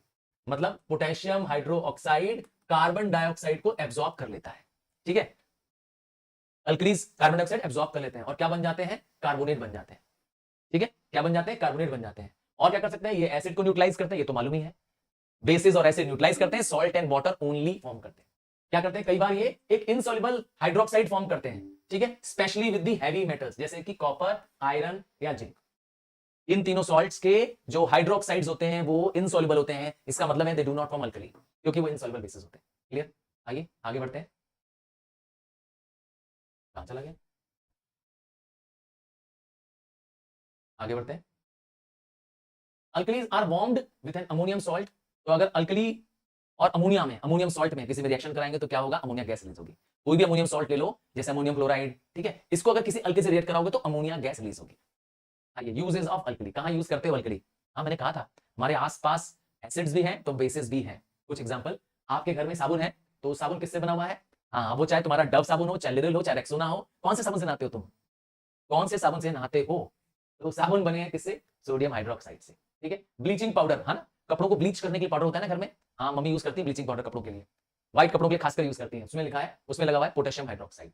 और जहां पे ब्रिक्स बन रहे हैं, हाँ जहां पर ईंटें तैयार हो रहे हैं, कहीं ईंटें बनते हैं, ईंटे के भट्टे हैं, देखा होगा, तो वहां पे मैग्नीशिया का यूज होता है। और ड्राइंग एजेंट के रूप में कैल्शियम ऑक्साइड का इस्तेमाल होता है, लैब में बहुत काम आता है ड्राइंग एजेंट ये। और फोमिंग एजेंट के लिए, फायर एक्सटिंग्विशर में जो झाग से आग को बुझाते हैं, घर में फायर एक्सटिंग्विशर लगा है, आपके स्कूल में लगा है फायर एक्सटिंग्विशर, लाल रंग की एक बड़ी बड़ी टैंक लगी हुई है, दिखा ध्यान से, लाल रंग की बड़ी बड़ी टैंक है, दीवारों में लगी हुई है आपके स्कूल में। हमारे स्कूल में श्योर होगी, मैं गारंटी के साथ कह सकता हूँ, लाल रंग की टैंक लगी होगी, है ना, मेटल की, आयरन की, वो उसके अंदर क्या भरा हुआ है, एल्युमिनियम हाइड्रोक्साइड। ठीक है, वो आग बुझाने के काम आता है, फायर एक्सटिंग्विशर के अंदर होता है। और क्या काम आ सकता है, देखिए स्टेन्स रिमूव करना, अगर कहीं तुम्हारे कपड़ों पे ग्रीस का दाग लग गया, हाँ कहीं तुम अपनी मोटरसाइकिल या साइकिल बनवा रहे थे, कहीं तुम्हारे कपड़ों में ग्रीस का दाग लग गया, होता है ना, वो छूटता नहीं है दाग, तो मैंने कहा था हम लोग किसको दे देते हैं, हम लोग देते हैं कि भैया बना कपड़े धुलवाने वाले को, है ना, तो वहां पे आप देने की जरूरत नहीं, आप क्या यूज करिए, अमोनियम हाइड्रोक्साइड यूज करिए, ग्रीस का दाग निकल जाएगा। ठीक है, और क्या कर सकते हैं, यूज हो चुका है। चलिए बात करते हैं स्ट्रेंथ ऑफ एसिड और बेसिक सोल्यूशन। तो अब पता करना है एसिड है बेस है, ये तो आप जान गए हैं, ठीक है, उनकी प्रॉपर्टीज जान गए, पर उनकी स्ट्रेंथ के बारे में पता करना है कि एसिड है तो कितना एसिड है। तो इसके लिए एक जर्मन वर्ड है पोटेंस, या POTENZ, पोटेंस, जिसको कहते हैं पावर, जर्मन वर्ड है क्या, पावर। तो पोटेंस ऑफ हाइड्रोजन हम शॉर्ट फॉर्म में P और H लिखते हैं, इसे कहते हैं पीएच। तो पीएच क्या है, पीएच एक वैल्यू है, पीएच एक स्केल है जो हेल्प करता है to find the strength of acid और बेस, एसिड और बेस की स्ट्रेंथ है तो कितनी है। तो किसी सोल्यूशन का क्या निकालना होता है, पीएच, फुल फॉर्म बता दिया, power of hydrogen. Power word किससे बना है, पोटेंस वर्ड जर्मन वर्ड से बना है। ये वैल्यू किसके बराबर होती है, जो पीएच वैल्यू होती है वो negative logarithm to the base 10 of hydrogen ion, ठीक है, क्या, minus negative log base 10 hydrogen ion, इससे बना है। क्लियर। तो हाइड्रोजन आयन के कॉन्सेंट्रेशन को मोल पर लीटर में मेजर करता है ये। तो पीएच स्केल वैल्यूज बताती है, नंबर देके इंडिकेट करती है कि किसी एसिड की या बेस की क्या वैल्यू है। ठीक है, एक और इंडिकेटर है जिसे हम कहते हैं यूनिवर्सल इंडिकेटर है। नाम है यूनिवर्सल, मतलब ये कई सारे और इंडिकेटर्स को मिला के बनाया गया, कई सारे इंडिकेटर्स को मिला के बनाया है, तो इसीलिए कई सारे कलर शो करता है। क्या करता है universal indicator, different different colour show करता है, अलग अलग कॉन्सेंट्रेशन ऑफ हाइड्रोजन आयंस। इसमें यहां से देखिए तो आपको एक यूनिवर्सल इंडिकेटर दिखाई देगा, एक universal indicator for different pH values. जरा ध्यान से समझिएगा, ये नंबर बहुत जरूरत है। जैसे कि अगर आपने प्योर वाटर का इस्तेमाल किया, क्या वाटर का इस्तेमाल किया, उसका पीएच चेक किया तो उसका पीएच मिलेगा आपको 7, 10 टू द पावर देखिए -7 शो कर रहा है। ठीक है, ये किसकी पहचान है, पानी की, ग्रीन कलर देख लीजिए, ग्रीन कलर। पर जैसे ही आप टुवर्ड्स जीरो बढ़ेंगे आप एसिडिक होते जाएंगे। The more towards zero, the more towards zero the acidic you are. मतलब समझ में आ गया क्या कहना चाहते हैं। अगर पीएच किसी का 6 है तो वो एसिडिक है, और अगर किसी का पीएच 1 है तो वो 6 से ज्यादा स्ट्रॉन्ग एसिडिक है। तो समझ में आ गया, स्ट्रेंथ ऑफ एसिड भी बता रहा है, कलर चेंज भी बता रहा है। देखिए यहां पर कलर चेंज कम हुआ है फ्रॉम ग्रीन टू येलो, पर यहां पे देखिए कलर क्या हो गया, रेड हो गया। So the more you move towards zero the more acidic you become. Strong acid जितने ज्यादा होंगे उनकी वैल्यू और कम होती जाएगी। ठीक है, अब आ जाइए दूसरी तरफ। अब 7 से आगे बढ़ जाते हैं, 8 आ जाते हैं। तो अगर किसी का पीएच 8 है, 9 है, तो समझ जाइए कि वो बेसिक है। ठीक है, मतलब वो मटेरियल क्या है, वो सब्सटेंस क्या है, एक बेस है। और अगर उसका नंबर 14 आ जाए तो समझ जाइए कि स्ट्रॉन्ग बेस। क्लियर है। तो when you move towards the 14, ठीक है, जब आप 14 की तरफ मूव करते हैं तो आप बेसिक हो जाते हैं। ठीक है, आप बेसिक हो जाते हैं, बेसिसिटी इंक्रीज होने लगती है। क्लियर है, समझ में आ गया। ये इंडिकेटर आपको आना चाहिए, पता होना चाहिए। तो पीएच का हमारी लाइफ में कुछ यूज है क्या, अरे भाई तुम और मैं रोज पीएच को ध्यान देते हैं। मैंने बताया था दांत ब्रश करने वाली कहानी। और कभी कभी मैंने कहा आपको अपनी बॉडी का भी पीएच पता होना चाहिए। हमारी बॉडी का पीएच 7 से 7.8 के बीच में रहता है। यस, तुम्हारी और मेरी बात कर रहा हूं। तुम्हारी और मेरी बॉडी का अगर पीएच इससे बिगड़ा तो बीमारी हो जाएगी। समझ में आ गया। तो 7 से 7.8 है। प्लांट्स और एनिमल्स के भी एक पर्टिकुलर पीएच स्केल है जिसके अंदर वो जीते हैं। एग्रीकल्चर में क्या होता है जरा समझो तो, फार्मर्स को अपनी सॉइल टेस्ट करानी होती है। फार्मर्स सॉइल लैब में सॉइल का सैंपल ले जाते हैं, सॉइल लैब में ले जाते हैं जहां पे लैब्स बनी है, और वो चेक कराते हैं कि उनकी सॉइल किस क्रॉप के लिए फेवरेबल है। अगर उनको पता चल जाए सॉइल के पीएच से कि सॉइल एसिडिक है तो समझ जाना फार्मर को चावल उगाने में बहुत आसान होगा। चावल, राइस उगाना उनके लिए बहुत इजी होगा, क्योंकि acidic soil is good for rice. उसी तरह से अगर उसकी सॉइल अल्कलाइन है, मतलब बेसिक नेचर की है फार्मर की, कैसे चेक होगा, सॉइल का पीएच निकाला जाएगा। सॉइल टेस्टिंग लैब्स बनी हुई है बहुत सारी, आजकल तो मोबाइल वैन्स में सॉइल टेस्टिंग हो रहा है। गवर्नमेंट ऐसी बहुत सारी फैसिलिटीज फार्मर को दे रही है, नहीं मालूम है। गांव गांव में क्या है, लैब्स खुली हुई है। हाँ, फार्मर्स की मदद के लिए उनकी सॉइल निकाल करके टेस्ट करके पता कर लेते हैं कि वो सॉइल किस क्रॉप के लिए फेवरेबल है। तो अगर अल्कलाइन सॉइल है तो वहां पर सिट्रस फ्रूट, खट्टे फल उगाए जा सकते हैं, वहां पे शुगर केन उगाई जा सकती है। हालांकि शुगर केन ज्यादा बेटर होता है न्यूट्रल सॉइल में, मतलब ना जो एसिडिक हो ना बेसिक हो। हाँ, यूपी में गन्ना बहुत पाया जाता है, तो यहाँ की सॉइल न्यूट्रल है। बात करते हैं रेन की। कई बार पेरेंट्स मना करते हैं बेटा पहली बारिश में मत नहाओ। कहा था क्या पेरेंट्स ने आपने, इसीलिए कहा था क्योंकि जब शुरुआत की बारिश होती है तो जो कॉन्सेंट्रेशन ऑफ मिनरल था, जो गैसेस थी एयर में, वो बहुत ज्यादा थी। Carbon dioxide, nitrogen dioxide, sulphur dioxide जो कलेक्ट हो गई थी वह पानी के साथ नीचे आ जाती है एसिड रेन के रूप में। तो अगर पानी गिरे और उसका पीएच वैल्यू 5.6 से कम हो, कितना, 5.6 से कम हो, तो समझ जाओ वो एसिड की बारिश हो रही है, जो कि बहुत डेंजरस है। एसिड की बारिश सोचिए, आपके बालों पे गिरेगी तो क्या होगा, आपके शरीर पे गिरेगी क्या होगा, पेड़ों पे क्या होगा, ताजमहल पे क्या होगा, सॉइल पे क्या होगा, वाटर बॉडी पे क्या होगा, सब तबाह हो जाएंगे। और ऐसा हो रहा है, ऐसा हो रहा है, सॉरी टू से। हमारे पॉल्यूशन की वजह से, हमारे जो फॉसिल फ्यूल बर्न हो रही हैं, जो गाड़ियां चल रही हैं, उससे जो धुआं निकल रहा है उसकी वजह से क्या हो रहा है, एसिड रेन हो रही है। तो एसिड रेन हमारे एनवायरमेंट के लिए बहुत घातक है। मेरीन लाइफ डिस्ट्रॉय हो रही है, मॉन्यूमेंट्स डिस्ट्रॉय हो रहे हैं, सॉइल की फर्टिलिटी खराब हो रही है। मैंने कहा स्टैच्यूज जो बाहर पड़े सब खराब हो रहे हैं, ताजमहल पीला पड़ गया just because of the acid rain. और मेडिसिन में भी बहुत यूज है एसिडिटी का, पीएच का। आपका जब डॉक्टर ना, जब आपका कहता है ना कि आपका यूरिन जांच होगा, कभी तुम्हारा ब्लड चेक हुआ है क्या? डॉक्टर तुम्हारा थोड़ा सा ब्लड निकाल करके ब्लड रिपोर्ट लेते हैं, कभी चेक करना अपनी ब्लड रिपोर्ट अगर रखी हुई है, कराया तुमने ब्लड रिपोर्ट चेक करवाई है कभी? या कभी कभी यूरिन भी जांच होता है हम लोग का, तो वो उसमें क्या निकालते हैं, क्या देखते हैं, उनमें से सबसे इंपॉर्टेंट वैल्यू है पीएच वैल्यू भी चेक करते हैं। हाँ, ये आपकी बीमारी इंडिकेट करने में मदद करता है। हमारे ब्लड की, यूरिन की एक पर्टिकुलर पीएच है, जिससे डॉक्टर को पता चल जाता है कि आपको क्या प्रॉब्लम है, आपकी बॉडी में क्या प्रॉब्लम है। और तो और हमारे स्टमक में, मैंने कहा था हमारा डाइजेशन में क्या है, एचसीएल मदद करता है। हमारा स्टमक की जो इनर लाइनिंग है उसमें गैस्ट्रिक जूस पैदा होता है, वो पैदा करता है एचसीएल। और जो तुम खाना खा रहे हो, अगर उस खाने में, मैंने कहा एचसीएल पड़ेगा तो खाने को इजीली ब्रेक डाउन कर देगा। अगर गलती से जर्म्स भी चला जाएगा तो एचसीएल उस जर्म्स को ब्रेक कर देगा। समझ में आ गया? एचसीएल बड़ा फायदेमंद है आपके लिए। पर हाँ, अगर तुमने खाना टाइम पे नहीं खाया, या खाना नहीं खाया, खाना स्किप कर दिया गुस्से में कि नहीं आज खाना नहीं खाएंगे, तो तुम्हारे लिए प्रॉब्लम शुरू। क्योंकि तुम्हारा जो एचसीएल वो तो प्रोड्यूस हो रहा है स्टमक में, वो स्टमक की लाइनिंग को क्या करता है, जलाने लगता है।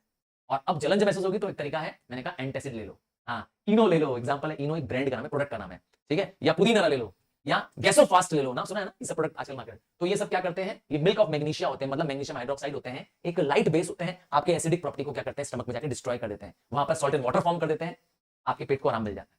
ठीक, दांत सड़ रहे हैं, क्यों दांत सड़ रहे हैं? क्योंकि आपके दांत में जो फंसा हुआ खाना है, जो आपने रात को चावल खाया, दाल खाई, सब्जी खाई, रोटी खाई, वो दांतों के बीच में जाके फंस जाता है और वहां पर बैक्टीरिया ग्रो करते हैं, और वो बैक्टीरिया कैविटीज फॉर्म कर देते हैं, वो एक एसिडिक मटेरियल पैदा करते हैं, जिसकी वजह से आपके मुंह से महक आती है। सच में, सच में एक बैड स्मेल आती है आपके मुंह से, उसी वजह से आती है। और pH ऑफ 5.5 आपके टूथ डिके का कारण है, दांत के सड़ने का। दांत में अगर कीड़े लगे हैं तो वजह यही है, आपके दांत का pH वैल्यू 5.5 से नीचे हो जाता है, दांत सड़ने लगते हैं। और मैंने कहा हम जो कॉलगेट लगा रहे हैं, पेप्सोडेंट लगा रहे हैं, वो सब बेस है। पुराने जमाने में लोग क्या करते थे, दंत मंजन करते थे। हाँ, दंत मंजन करते थे, और या तो मैंने कहा दतून करते थे, पेड़ की नीम के दतून करते थे, उनसे कभी उनके दांत नहीं खराब होते थे। वो गन्ना भी खा लेते थे, है ना, दांत बहुत स्ट्रॉन्ग होते थे। टूथ एनिमल हमारा क्या हो जा रहा है, खराब हो जा रहा है एसिडिक मटेरियल से। वो एसिडिक मटेरियल बैक्टीरिया पैदा कर रहे हैं, वो जो हम खाना खा रहे हैं, वो जो बचे हुए खाने के पदार्थ हैं, वो क्या कर रहे हैं, हाँ वही वहां पे क्या कर रहे हैं, एसिडिक बना दे रहे हैं उसको। बी स्टिंग की कहानी बताई थी, बी स्टिंग कर गई आपको, तो बस आसान तरीका है, आप बेस लगा दीजिए, बेकिंग सोडा लगा दीजिए, चूना लगा दीजिए, और नहीं तो मैंने कहा था एक मेटल रब कर दीजिए, जैसे आयरन। ट्राई करके देखना, बहुत अच्छा तरीका है।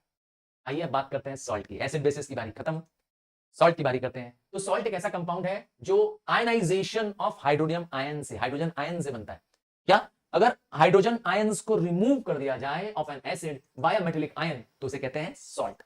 ठीक है, अब सॉल्ट की टाइप क्या क्या है? नॉर्मल सॉल्ट है, जब कंप्लीट रिप्लेसमेंट, सारे के सारे हाइड्रोजन आयंस रिमूव हो जाएं, तो उसे कहते हैं क्या? Normal salt. जैसे कि एक एग्जांपल देता हूं, आप सोचिए आपके पास एक सब्सटेंस है सोडियम, ठीक है, सोडियम ऑक्साइड, हाइड्रोक्साइड सॉरी, ये है आपका एक बेस, ठीक है। इसको आप रिएक्ट करा रहे हैं किससे? HCl से। ये दोनों रिएक्ट करेंगे, एक बेस है और एक एसिड है, आप जानते हैं सॉल्ट एंड वाटर फॉर्म करेगा। देखिए क्या होगा, NaCl प्लस H2O। तो ये जो NaCl है, ये है नॉर्मल सॉल्ट। क्या है ये? Normal salt. सर आपको कैसे मालूम नॉर्मल सॉल्ट है? देखिए सारा का सारा हाइड्रोजन इस एसिड का, प्लीज ध्यान से देखिए, यहां पर इस एसिड में मौजूद हाइड्रोजन है एक, ये पूरा का पूरा रिप्लेस हो गया है, कंप्लीट पूरा का पूरा हाइड्रोजन आयन हट गया, रिप्लेस हो गया। किसने हटाया इसको? यहां से सोडियम ने हटा दिया, सोडियम इसकी जगह चला गया, सोडियम यहां से उठकर इस हाइड्रोजन की जगह पे आ गया। देखिए तभी बना है NaCl, इसी का नाम है क्या? Normal salt.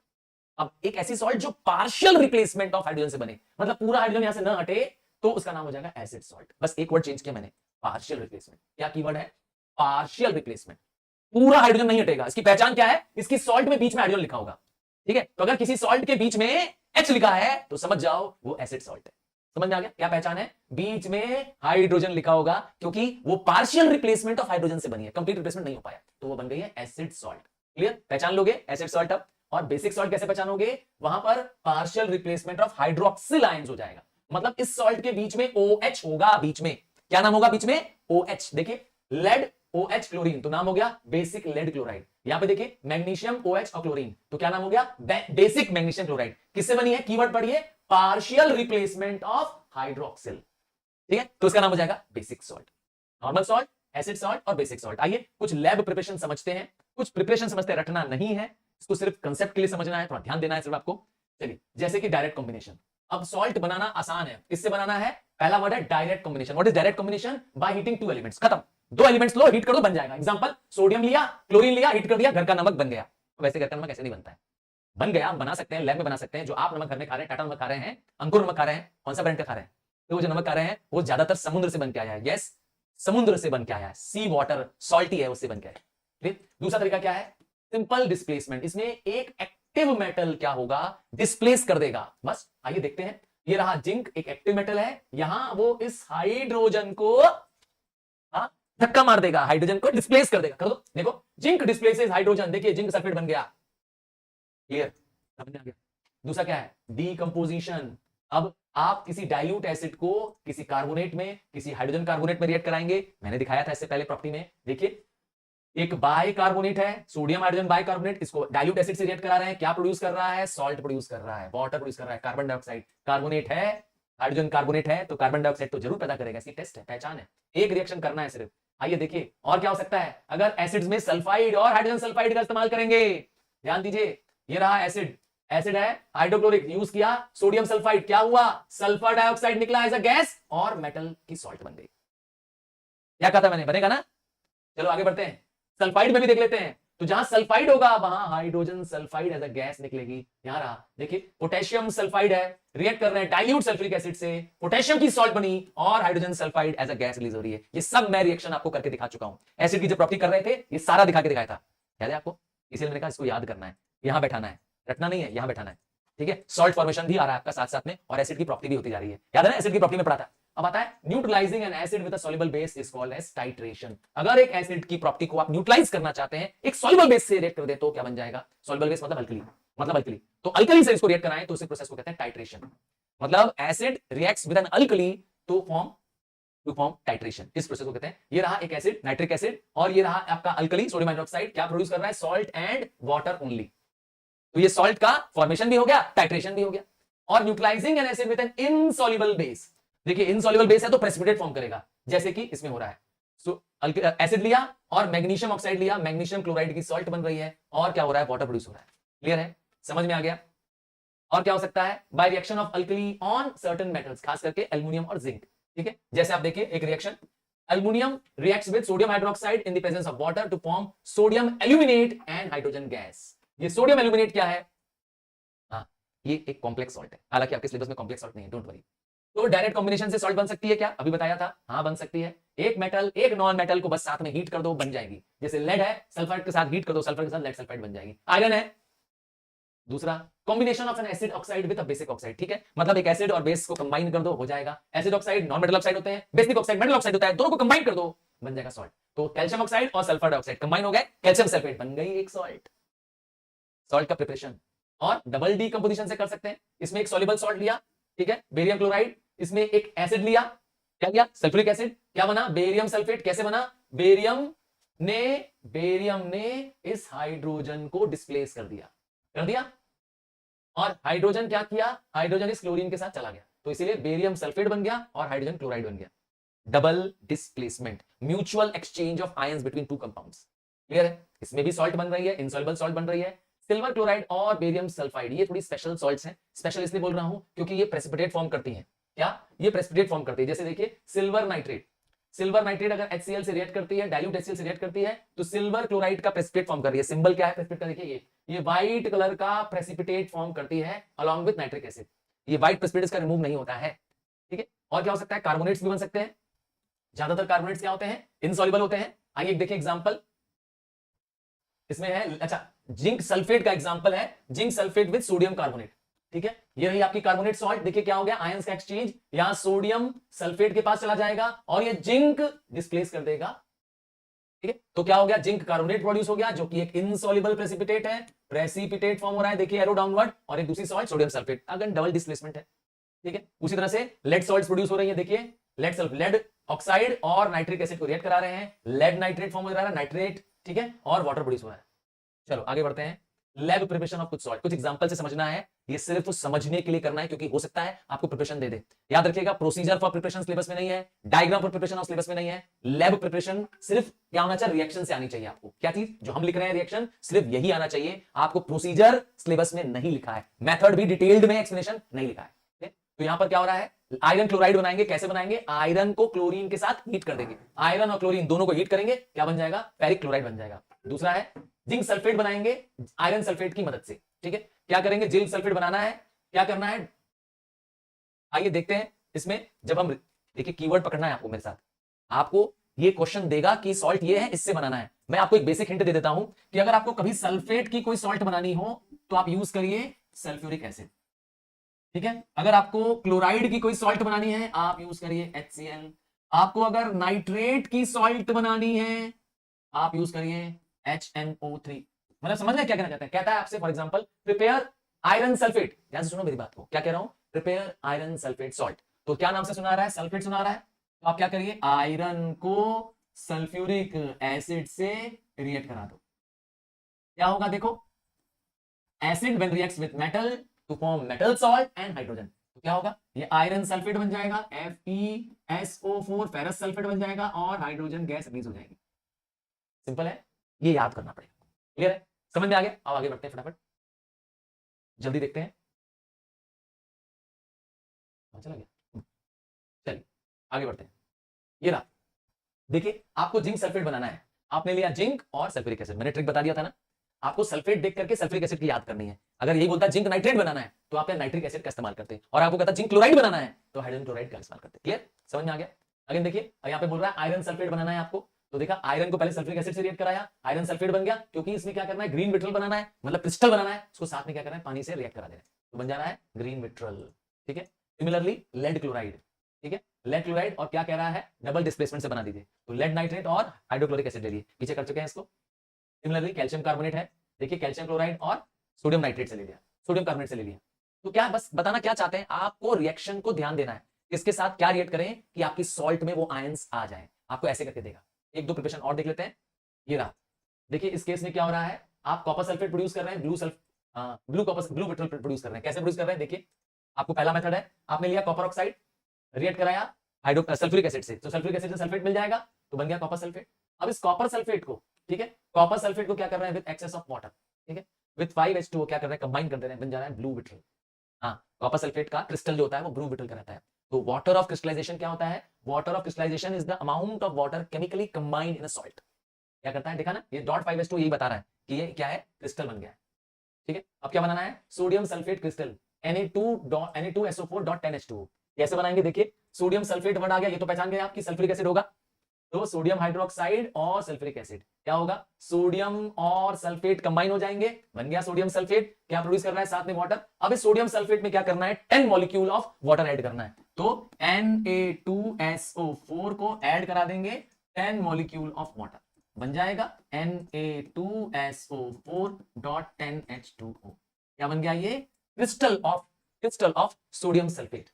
ठीक है, ये जो डॉट है ये क्या इंडिकेट करता है, ये जो डॉट यहाँ डॉट दिख रहा है आपको, ये जो डॉट है ये इंडिकेट कर रहा है कि वाटर इज लूजली कंबाइंड। इसका मतलब ये भी है कि अगर हम थोड़ा सा भी हीट कर देंगे क्या हो जाएगा, ये क्या हो जाएगा, उड़ जाएगा, वाटर लूजली कंबाइंड है।